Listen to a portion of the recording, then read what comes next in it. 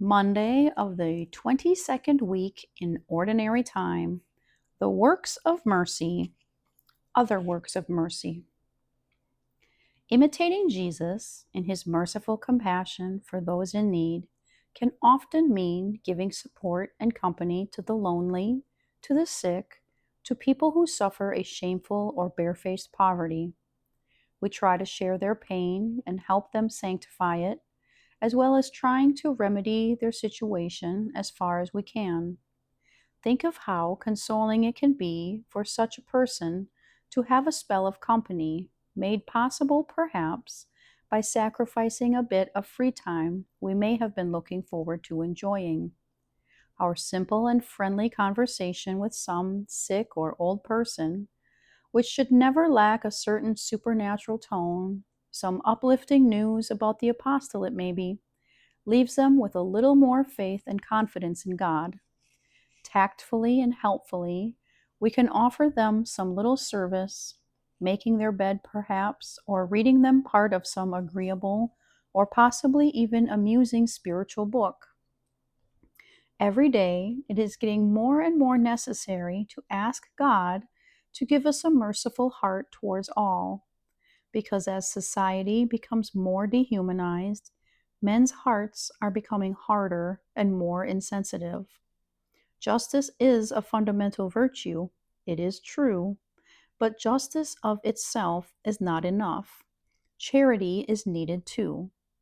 No matter how much social legislation and working conditions improve, men will always need the warmth of a human heart, fraternal and friendly, which is able to identify with those situations that justice alone cannot remedy, because Christian charity cannot be limited to giving things or money to the needy. It seeks, above all, to respect and understand each person for what he is in his intrinsic dignity as a man and a child of God.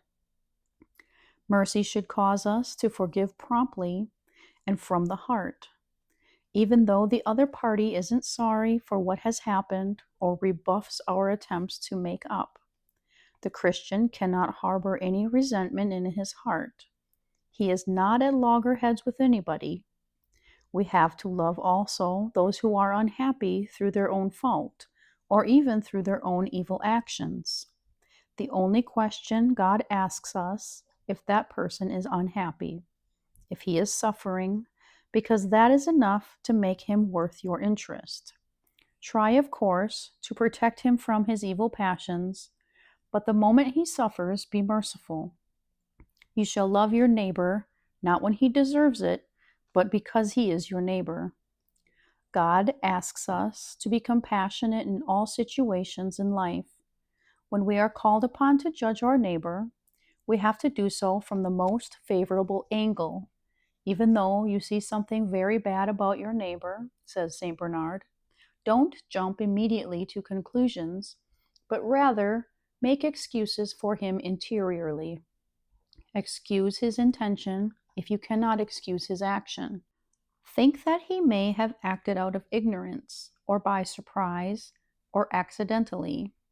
If the thing is so blatant that it cannot be denied, even so, believe it to be so, and say inwardly, the temptation must have been very strong.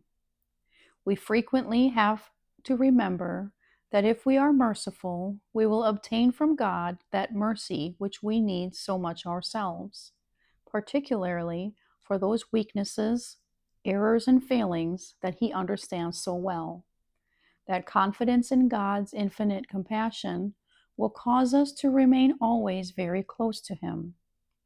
Our Lady, Queen and Mother of Mercy, will give us a heart capable of having genuine compassion on all who suffer at our side.